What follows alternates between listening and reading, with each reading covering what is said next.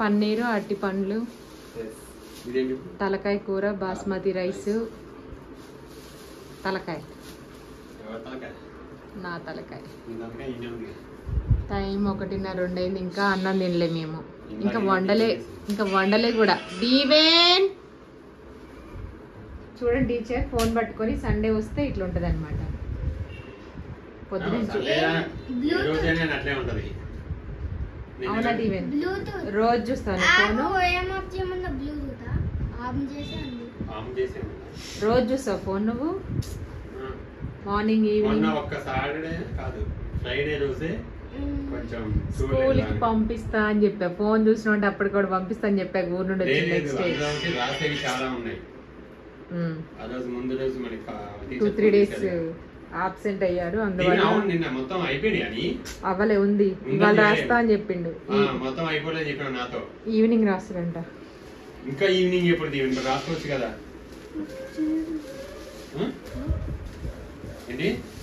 అదిగో బనానా తెచ్చిండా నాన్న. నేను హాఫ్ డజన్ తెచ్చిన. ఎందుకని చెప్పండి, డజన్ తెచ్చింది అనుకో ఎట్లా ఖరాబ్ అవుతున్నాయి. దగ్గరే ఇక పక్కనే ఉంది అట్టి పండ్ల బండి. తక్కువ తెచ్చుకున్నా అందులో దోమలు కూడా వస్తాయి, ఒకలాంటి దోమలు వాటికి ఇంట్లో. అందుకే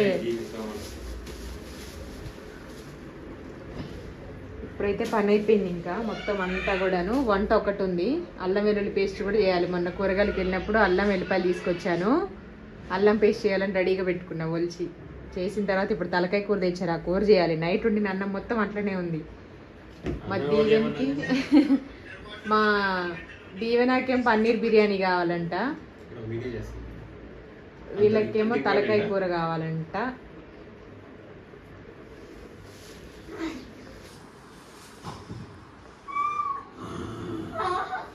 మీరేం చేసుకున్నారు ఈరోజు? Sunday special. నెక్స్ట్ మళ్ళీ నెక్స్ట్ సండేనా మండేనా ఇది దీపావళి. దీవెన్ ఏం బాంబు ఏం క్రాకర్స్ కాల్స్తా? చిచ్చుబుడ్లి. దీవెనికి భయం ఉండదు అసలుకి. ఇట్లా పెట్టుకొని నాకే భయం.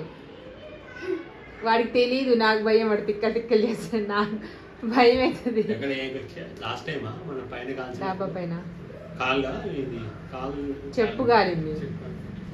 చెప్పు చెయ్య ఏదో కంటనా కాదు చెప్పే. అంటే చిన్నది రవ్వ ఇట్లా వస్తుంది కదా. అసలు ఈసారి లేవు కట్టు. నాకు చెప్పలే. చెప్పు కాలిందని చెప్పారు నాకు.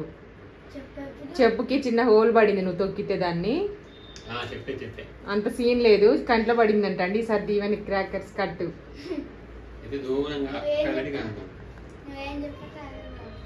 నేనేం చెప్పినా ఏమి నడవదు. నడుస్తుంది అంతే. ఇన్స్టాలో ఒక రీల్ ట్రెండ్ అవుతుంది కదా, హస్బెండ్ అంతా నువ్వు చెప్పినట్టే నడుస్తుంది ఇంట్లో అంటే. అన్నమయ్య సినిమాలో సాంగ్ ఉంటది, పైపైన సంసార బంధములు బట్టే నా పలుకు చెల్లు నా నారాయణ. లేడీస్ నిజంగానే కదా, విన్నట్టు ఉంటారు కానీ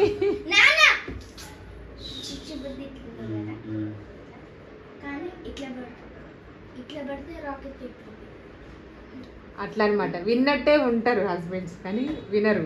తలకాయ ఊపుతారు ఇంట్లో. బయటికి పోగానే ఏం ఉండదు. ఇంకా అందరి హస్బెండ్స్ గురించి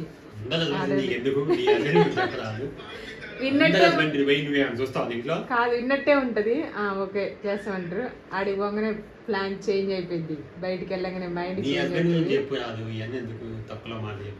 50-50 నా హస్బెండ్ అయితే. అనుకుంటా అంతే. అక్కడ ఏముండదు సోది, కాంప్రమైజ్ అవ్వడం. నాకేం అరవడం రాదు, గొడవ పడడం రాదు, తిట్టడం రాదు. అదే నాకు గొడవలు అంటే చచ్చి చిరాకు. అందుకే నేను సైలెంట్ అయిపోతా. చెప్పు నాకు ఇష్టం గొడవలు, నాకు సరదానా చెప్పు. I want right now. అట్లా అనమాట. నాకు నవ్వు వస్తుంది. నేను గొడవ పడాలంటే, కోపంగా ఉండాలన్నా సరే ముందు నవ్వే వస్తుంది. అవునా కాదా? మా ఇంట్లో గొడవ స్టార్ట్ అయ్యేది ఉమాతోనే స్టార్ట్ అయ్యేది. ఫస్ట్ ఆఫ్ ఆల్ ఉమాతోనే స్టార్ట్ అవుతుంది. మా ఇద్దరి మధ్య గొడవ అయినా సరే మా ఇద్దరి మధ్య గొడవ స్టార్ట్ అవుతుంది. ఏదైనా మూడో వ్యక్తి వల్ల స్టార్ట్ అవుతుంది. ఇది నేను పెళ్ళి అని కానీ చెప్తున్నా. గత 14 సంవత్సరాల నుండి చెప్తున్నా. ఇప్పటికి కూడా అదే చెప్తా స్టిల్. మా ఇద్దరికి సంబంధించి ఇంట్లో ఏముండదు. వర్క్ చేసినామా, ఉన్నామా, పిల్లలు చూసుకున్నావా, ఏదైనా పని చేసుకున్నావా, సంపాదించుకున్నా. ఏదైనా టాపిక్ వచ్చిందంటే అది వేరే వాళ్ళ వల్ల మాత్రమే వస్తుంది మూడో వ్యక్తి. అవునా కాదా చెప్పండి? అవును, నువ్వేం చెప్తారే అదన్నమాట. అట్లనే మ్యాక్సిమం అట్లే వస్తాయి కదా, వేరే ఏదో సిచ్యువేషన్ వల్ల డిస్కషన్ వల్ల వేరే వాళ్ళ వల్లనే వస్తాయి కదా భార్యాభర్తల మధ్య గొడవలు. మా ఇద్దరి మధ్యలో మాత్రం 100% వేరే వాళ్ళ వల్ల మాత్రమే వస్తుంది. అంటే వేరే అంటే మూడో వ్యక్తి వల్ల 100% మ్యాక్సిమం ఉండవు అసలు. మా పిల్లల్ని అడిగి చెప్తారు, ఎవరిదో ఏదో టాపిక్ ఎవరి గురించో ఎక్కడెక్కడో నుంచి వచ్చి అది చిరిగి చాటంత సాపంత అయింది, లాస్ట్కి మధ్యలో నవ్వు కూడా వస్తుంది అనుకోండి తిట్టుకునేటప్పుడు. అవి కూడా చేసేది మనమేగా, మళ్ళీ అవి కూడా మనమే అనుకునేది. మనకంటే నువ్వు ఇది చేసినవా, నువ్వు అది చేసినవా, నువ్వు ఇట్లా చేసినావు, నువ్వు ఎందుకు ఇట్లా, నువ్వు ఇట్లా లేవు, నువ్వు అట్లా లేవు, అట్లాంటివి ఉంటాయి చూస్తున్నావు. గొడవ ఎట్లా స్టార్ట్ అవుతుంది చెప్పినా, ఎట్లా పెద్దదైంది. నేను ఏదైనా అన్నాను అనుకో, నువ్వు కూడా రివర్స్ అన్నావు అనుకో, అప్పుడు గొడవ పెద్దదైంది. ఒకవేళ నువ్వేమన్నాను అనుకో, నేను రివర్స్ అన్నాను అనుకో, అది పెద్దది. ఒకవేళ నేను అన్నప్పుడు నువ్వు సైలెంట్, ఇలాంటివి అయితే నిజం చెప్పరా చెప్పేది నేను అన్నప్పుడు నువ్వు సైలెంట్ కొన్నావు అనుకో, సార్ సైలెంట్ కంటే ఎందుకనే దాగడం అని ఏదన్నా అనుకుంటే వదిలేసాను అనుకో, అది అవ్వదు గొడవ. నువ్వేమన్నా అన్నప్పుడు నేను ఏమనుకుంటా, సర్లే వాకు అని, లేకపోతే అలుచుకుంటే అని వదిలేస్తే గొడవ అవ్వదు. మనకే కాదు, ఏదైనా ఒక్కటైతే అది ఎవరైనా సరే, మనమే కాదు ఎక్కడైనా సరే గొడవలు ఇట్లా స్టార్ట్ అయ్యి ఎండ్ అయ్యి ఎక్కడో ఎండ్ అవుతాయి. అది ఒక్కటే రెండే మాటలు అనుకొని ఏమంటే ఇంకా ఫేస్ అటు ఇటు అయిపోతుంది అంతే. ఒక 1 hour కూడా ఉండదు మ్యాక్సిమం, అయిపోయింది అనమాట. అంతకేదైనా ఇది అయింది అనుకోండి, ఆయన బెడ్రూమ్లో పడుకోండి, కిచెన్లోకి వచ్చి చేస్తా ఉంటే ఇక క్లీనింగ్ చేస్తా ఉంటే ఎక్కలేని పనులన్నీ గుర్తొస్తాయి. అప్పుడు ఇల్లంతా శుభ్రం అయిపోయింది కదా, అట్లుంటుంది అనమాట. ఎవరి వల్లనో దేని వల్లనో మనం గొడవ పడద్దు. పిల్లలు కొంచెం ఎదిగిన తర్వాత వాళ్ళు గమనిస్తున్నారన్నప్పుడు అస్సలు పడద్దు, ఎందుకంటే అదే వాళ్ళ మైండ్లో ఉండిపోయింది కాబట్టి. అదొక్కటే నేను ఏదైనా సిచ్యువేషన్ వచ్చి ఏదైనా మాట్లాడాలన్నా పిల్లల ముందు, ఎవరి ముందైనా పిల్లల మాట్లాడాలన్నా అట్లనే అవుతుంది అనమాట. కాబట్టి అసలు ఎందుకు పడాలి? మేము ఇది ఫిల్టర్ పెట్టినాం కదా, ఆ ఫిల్టర్ పెట్టిన తాగితే నాకు ఎట్లా ఉంది వాటర్ కదా, ఎందుకని అందరు ఫిల్టర్ ఉన్నట్టు లేదు మంది, మాకు బాగానే ఉంది. అట్లా అంటే నువ్వు అడిగి మనిషివి, నీకు ఏది పెట్టినా తింటావు, ఏది పెట్టినా తాగుతావు, ఏడైనా ఉంటావు అని అంటారు నన్ను. తీయగా ఉన్నాయి అంటే ఉప్పు నీళ్ళు లాగా, బ్లీచింగ్ నీళ్ళు తాగి పంపు నీళ్ళు అవి తాగేసరికి నోట్లో కొంచెం ఈ మినరల్ ఉంటుంది కదా, నోట్లో ఊరినట్టుగా తీయగా స్వీట్నెస్ అట్లా మినరల్ వాటర్ అట్లనే ఉంటాయి. ఇందులో మేము కొంచెం బ్లీచింగ్ నీళ్ళు, పౌడర్ వేసిన వాటర్, ఆ ఫిల్టర్ తాగినాం కదా, ఉప్పుగా కొంచెం ఉప్పు కాదు. ఈ వాటర్ డైరెక్ట్ మన ట్యాంక్ నుంచి వస్తాయి. ఆయన ఎక్కడి నుంచి వస్తాయి అని చెప్పు. అక్కడ నాకేం లేదు, అడవి మనిషి అంటే నేను, నాకు ఆ పేరు పెట్టారు. అందరు ఎవరైనా ఇంట్లో లేడీస్ సెన్సిటివ్ ఉండే పెట్టనే ఉంది, అట్లుంది ఇట్లుంది అని అంటారు. మా ఇంట్లో మాత్రం మా ఆయన రివర్స్. ఏ వాసన వచ్చినా, ఏది ఎట్లున్నా, ఈ కూర ఉన్నా, ఆ అన్నం ఉన్నా, ఎక్కడ ఏదో అవుతుంది, ఏదో ఇదైంది అని ఎక్కువ మైండ్కి స్ట్రెస్ తీసుకోవడం, ఓవర్ థింకింగ్. లేడీస్ అంటారు కానీ మా ఇంట్లో మాత్రం మా ఆయన ఎక్కువ ఓవర్ థింకింగ్. అన్నీ నేను పెద్ద లైట్గా అంత, నేను జస్ట్ పట్టించుకోనని కాదు కానీ దాని మీదనే ఉండి దాని మీదనే పెట్టి బుర్ర ఖరాబ్ చేసుకోవడం నాకు ఇష్టం ఉండదు. అవునా కదా?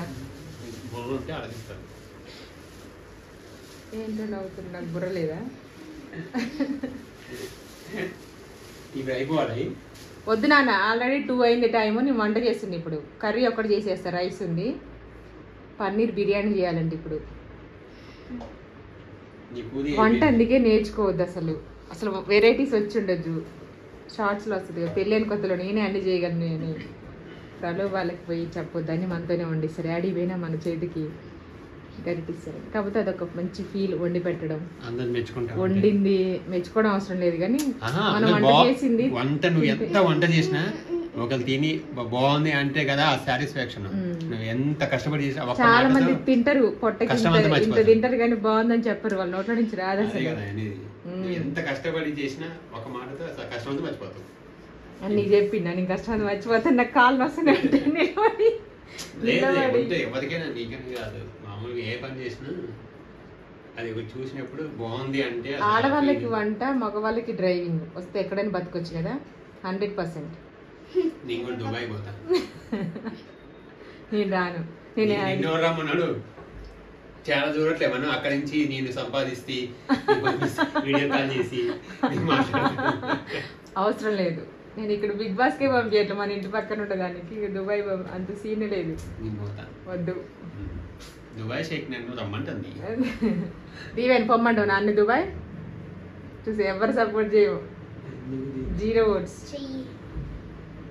దుబాయ్ పోతాను నాన్న పడుకుంటే చెయ్యిగా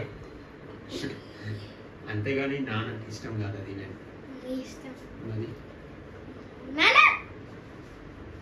దుబాయ్ కువైట్. నాన్న లేకపోతే ఊరెళ్తే అమ్మ స్కూల్కి పొద్దునే లేపింది 6:30కి.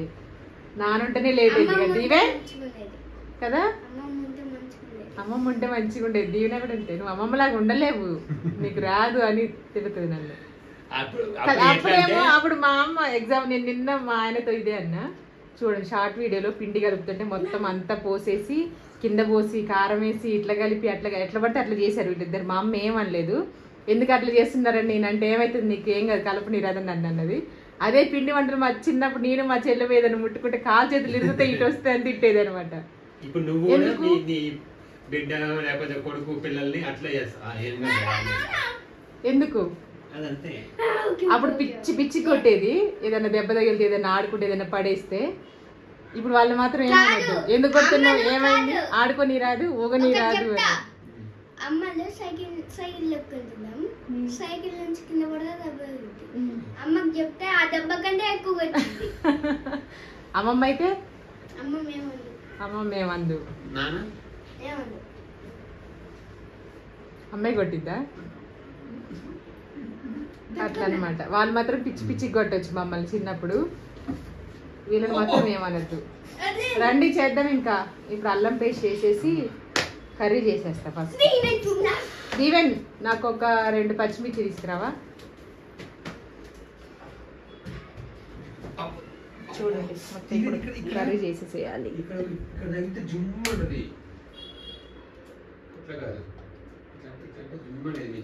రింగ్ లైట్ లేకపోతే వీడియో అట్లా చేసేవాళ్ళమ్మ కదా అసలు బాగోకపోయేది.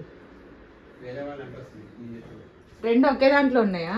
ఈ అల్లము నైట్ పొట్టుకి తీసేసి పెట్టాను ఇప్పుడు కట్ చేశాను. ముందే కట్ చేసి పెడితే దీంట్లో వాటర్ కంటెంట్ మొత్తం పోతుంది అనేసి చేయలేదు. వెల్లుల్లిపాయలు మాత్రం నిన్న మా అత్తయ్య ఫోన్ చేసినప్పుడు అత్తయ్యతో మా అమ్మతో మా చెల్లితో మాట్లాడుకుంటూ ఇవన్నీ పొట్టు తీసాను టైం పాస్గా. అయిపోయింది. నాకు అల్లం పేస్ట్ అయిపోతుందంటే భయం వేస్తుంది. ఎందుకో పెద్ద పని అనిపిస్తుంది ఇది నాకు ఉన్న పనులలో. రండి పట్టుకుందరు ఫోన్. ఒకసారి క్లీన్ చేసుకొని ఇదే మేము పెట్టించిన ఫిల్టర్.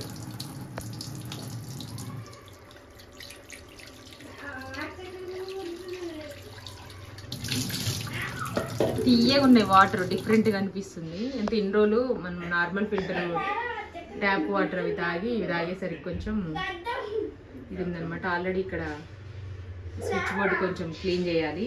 అన్నీ క్లీన్ చేసామని చేయాలి. ఆయిల్ మొత్తం మరకలు పడిపోయింది. దీవెన్ ఒకసారి నాన్నని పిలవ్వా ఫాస్ట్గా. దీవెన్ వద్దా నీకు అన్నం కూర ఇప్పుడు.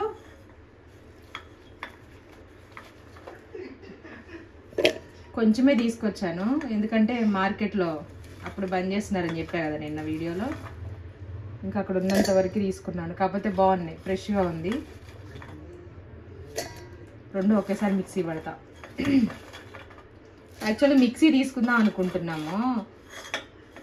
మొన్న ఆఫర్ ఉండే కానీ ఇది నడుస్తుంది కదా. నాకు ఒక వస్తువు ఉన్నప్పుడు ఇంకొక వస్తువు కొనబుద్ధి అవ్వదు. ఎందుకంటే అనవసరంగా డబ్బులు వేస్ట్ కదా అనిపిస్తుంది. మొత్తం పాడైపోయిన తర్వాత అప్పుడు తీసుకుంటాను.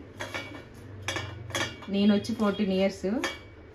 ఈ మిక్సీ అంతకుముందే అత్తయ్య 3-4 years నుండి వాడుతుంది. మొత్తానికి ఒక 20 years అయ్యి ఉంటుంది మిక్సీ. ఇప్పటి వరకు ఒక్కసారి మోటార్ వేయించాము. ఇంకా తర్వాత మిక్సీ గిన్నెలు కూడా అవే. దీనికి హ్యాండిల్ కూడా పోయింది. దీన్ని పెట్టడానికి కూడా రాదంటే. కాకపోతే ఇది షార్ప్గా ఉంటుంది. ఇడ్లీ పిండి దోశ పిండి కొన్ని కేజీల బియ్యం పట్టింది అనమాట ఇది. అయినా నేను దీన్నే వాడతా. కొంచెం ఉప్పు, పసుపు, నూనె వేసుకొని మిక్సీ చేస్తా అల్లం వెల్లుల్లి పేస్ట్. చాలా రోజులు ఫ్రెష్గా ఉంటుంది ఉంటే. మనం ఎక్కువ వీడియోస్ చేస్తూ ఉంటాం కాబట్టి తొందరగానే అయిపోతుంది. కొద్దిగా ఆయిల్, పచ్చి నూనె వేసా, 1 స్పూన్ ఉప్పు, 1 పావు టీ స్పూన్ పసుపు. ఈ మిక్సీ కొని దాదాపు 19 years దాటింది. 19 years? మొన్న అమెజాన్లో తీసుకుందాం అనుకున్నా, నడుస్తుంది కదా అనేసి ఎందుకు అనవసరంగా ఖర్చు. ఒకదాని మీద ఒకటి వస్తూనే ఉంటాయి. మనం ఏదైనా ఖర్చు పెట్టామనుకో డబ్బులు ఉన్నాయని వెంటనే ఒకటి వస్తుంది, డబ్బులు లేనప్పుడు ప్రాబ్లం కదా. ఎందుకు తొందరనే పడుతున్నారు ఊర్లో ఎఫెక్ట్. పొద్దునేమో తొందర మేలుకు వస్తుంది. అసలు నేను అండి మామూలుగా ఆఫ్టర్నూన్ అసలు పడుకోండి నేను.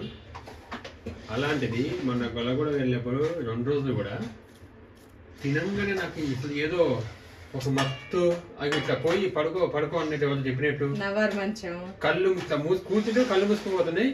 అసలు ఏమో నిద్రపట్టింది 2 days. వర్షం పడేలా కొంచెం గాలి అది వచ్చింది కదా, డోర్ తీసింది, వేప చెట్టు ఉంది, గాలి వచ్చింది, నవ్వారు మంచం. తిన్నారు ఇక అప్పుడు ఏం పని ఉండదు కదా అత్తగారింటి ఇక్కడ అడుగొడు ఇడుగొడు. అసలు 2 రోజులు ఏమో నిద్ర వచ్చింది. నేను ఎప్పుడు పడుకోను అసలు మధ్యాహ్నం పడుకుంటా అప్పుడప్పుడు. ఈవినింగ్ టైంలో పడుకుంటాం. స్కూల్ టైం పిల్లలు తీసుకొచ్చే టైంకి నిద్ర వస్తా ఉంటుంది కానీ ఊరికైతే మేము 8:30 కల్లా పడుకుంటాం. ఆటోమేటిక్గా నిద్ర వస్తుంది. పేస్ట్ కావడప్ప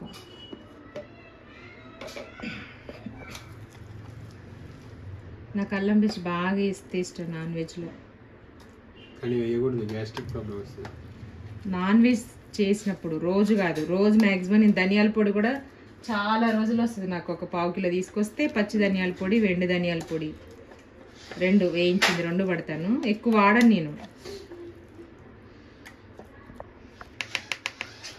అయిపోయింది అల్లం పేస్ట్. నేనైతే ఇలాగే చేస్తాను. 2-3 months అయినా ఫ్రెష్గా ఉంటుంది.